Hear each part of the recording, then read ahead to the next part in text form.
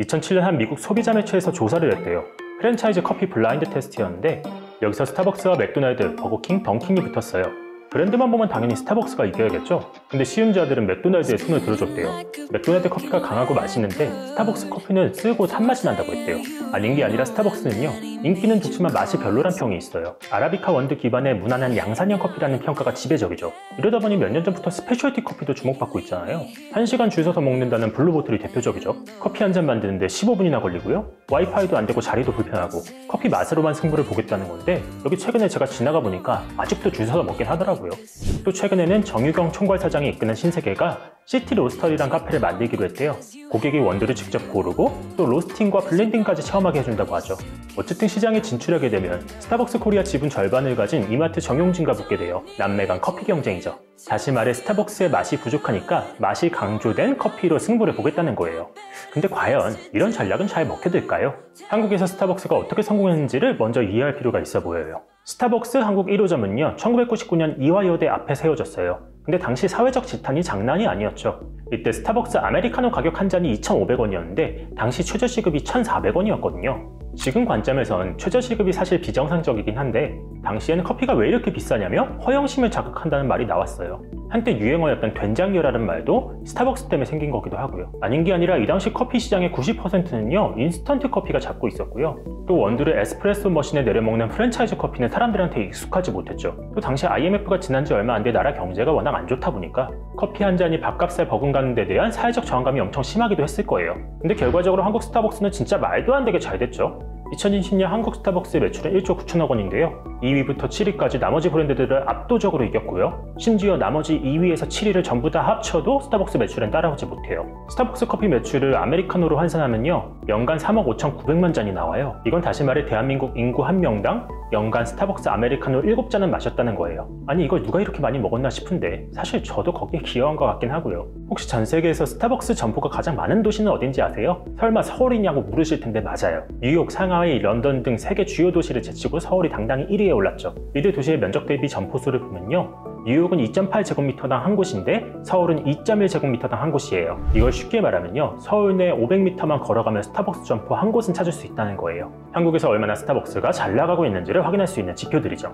그럼 우리나라에서 스타벅스는 왜 이렇게 사랑을 받는 걸까요? 시장을 빨리 선점하고 고급화를 잘했다느니, 직영점 체제에서 목 좋은 자리를 잘 잡았다느니, 커스텀 메뉴 잘 만들고 사이렌오도 좋고 분위기 편하고 자리 편하고 정말 이지가지 분석도 많죠. 근데 어떤 게 맞는 분석인지 따져보면 솔직히 말해 다 틀린 것 같아요. 하나하나씩 살펴보면요, 시장 선점은 사실 스타벅스보다 할리스 커피가 조금 더 빨랐어요. 1998년 강남에 1호점을 세웠고요. 또 2000년대 초부터 나머지 프랜차이즈 업체들도 치고 나왔죠. 또 스타벅스가 고급화 전략을 취했다는데 프랜차이즈 커피 가격은 사실 예나 지금이나 비슷합니다. 2007년 스타벅스 아메리카노가 3,000원이었는데 커피비는 3,500원, 파스쿠치는 3,800원이었어요. 다른 분석들도 마찬가지예요. 분위기 좋고 와이파이 무료고 뭐 자리 편하고 직원들 친절하고.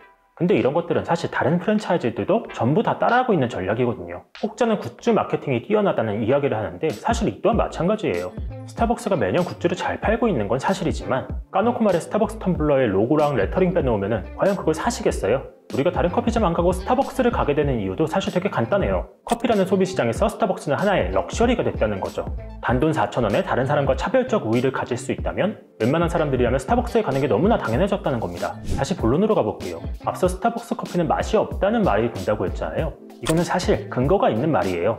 커피를 굽는 걸 로스팅이라고 하는데요, 그 정도에 따라 약배전에서 강배전으로 나눠져요. 그리고 스타벅스는 대표적인 강배전 커피죠. 쉽게 말하면 많이 태워요. 쓰고 산미가 덜한 대신에 맛이 균질하고 우유와 섞어 다른 음료를 만들기 편하죠. 점포별로 맛 차이가 별로 없으니까 소비자 민원이 들어올 일도 없어지고요. 대형 프랜차이즈를 운영하는 스타벅스에게 일종의 전략적인 선택인 거예요. 오늘날 스페셜티 커피 업체들이 스타벅스의 이런 약점을 공략하고 있죠. 스타벅스 커피는 맛이 없으니까 맛있는 커피를 먹고 싶으면 우리 매장으로 와라. 블루보틀이니 테라로사니 하는 프랜차이즈 업체들도 그렇고요. 또 개인이 운영하는 소규모 업체들도 스페셜티 커피를 내세우고 있죠. 사실 스타벅스도 이런 지적에 손을 놓고 있는 건 아니에요. 고급화 매장인 리저브를 2010년대 만들었는데 원두도 다변화하고 또 고객과의 스킨십도 훨씬 더 늘리고 있어요. 근데 생각해보면 과연 맛을 강조한 커피 점포들이 잘 될지는 미지수예요. 이유는 크게 두 가지인데요. 일단 비싸져요. 스페셜티 커피는요, 원두 가운데서도 상위 7%에 있는 걸 말하는데요. 그 기준도 높고 바리스타들도 좀 더 전문성이 있죠. 또 머신을 쓰지 않는 드립 방식이라 한 잔 만드는데 시간도 원체 오래 걸리고요. 그만큼 하루에 팔 수 있는 양도 제한이 생기죠. 한 잔당 생산성이 낮아지니까 당연히 가격은 비싸져야 하는데 이게 단순히 500원, 1000원 수준이 아니라 2000원, 3000원 혹은 그 이상이 된다고 해요. 당연히 소비자 진입장벽이 생길 수밖에 없고요.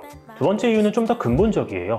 프랜차이즈 커피숍을 운영하는 데 있어 과연 커피의 맛이 중요하냐라는 겁니다. 우리가 카페에 가는 게 사실 커피를 먹기 위함은 아니잖아요. 가다가 잠깐 쉬면서 뭐라도 좀 마시고 또 사람들하고 이야기할 것도 필요하고요. 또 간혹 밖에서 일할 공간도 필요한데 스타벅스는 거기에 가장 최적화된 장소를 제공해주죠. 또 솔직히 말해서 저 같은 사람들은 스타벅스 커피가 맛있는지 없는지조차 알기 어려워요. 고소한 커피, 신커피 그 정도만 구분하면 됐지 원두의 디테일한 차이나 로스팅 정도가 정확히 어떤 맛을 내는지를 저희가 이해할 필요는 없다는 거죠. 이건 스타벅스가 실패한 나라들을 보면 좀 더 명확해져요. 대표적인 게 바로 호주와 베트남인데요. 두 나라는 모두 커피 특색이 엄청 강한데요. 호주는 바리스타가 커피를 내려주는 문화가 발달되어 있고요. 또 베트남은 산미가 강하고 원두가 주 생산지라 커피가 엄청 저렴하죠. 그런 스타벅스에게 한국 시장은 정말 노다지였던 거예요. 원두에 대한 호불호도 적고 또 사람들이 카페에서 시간 보내기를 좋아하니까요. 그래서 스페셜티 전략이 스타벅스를 과연 공략할 수 있을지를 물어본다면 저는 그렇지 못할 것이다에 한 표를 던지고 싶어요. 커피 자체만 놓고 보면 스타벅스는 경쟁력이 강하지 않은 게 사실이에요. 하지만 브랜드만 놓고 보면요, 프랜차이즈 업체 중에 가장 명품화됐다는 점에서 경제적 혜자가 있죠. 그리고 무엇보다도 스페셜티를 추가하면서 스타벅스처럼 대규모 점포를 내는 건 쉽지 않아 보여요. 비용도 많이 발생하고 비싸지니까 그만큼 경쟁 우위가 적겠죠. 사실상 스타벅스를 뛰어넘는 명품 이미지로 공략을 하겠다는 건데 공존은 가능하겠지만 스타벅스를 넘기는 어렵다는 생각이 듭니다. 물론 스타벅스도 약점은 있고 당연히 장기적인 생존 전략을 찾아야겠죠. 하지만 스타벅스에 버금가는 경쟁사가 나타나기까지는 시간이 오래 걸릴 거고요. 스타벅스도 그때까지 손을 놓고 있지는 않을 겁니다. 자, 여러분들의 의견은 어떠세요? 스타벅스가 이 시장에서 장기 집권하게 될까요? 아니면 스타벅스를 뛰어넘는 새로운 업체가 이 시장에 혜성처럼 등장하게 될까요? 여러분들의 의견과 궁금하신 내용 댓글로 남겨주시면 저희가 답변해 드릴게요. 넘버스에서 이번에 준비한 내용은 여기까지입니다.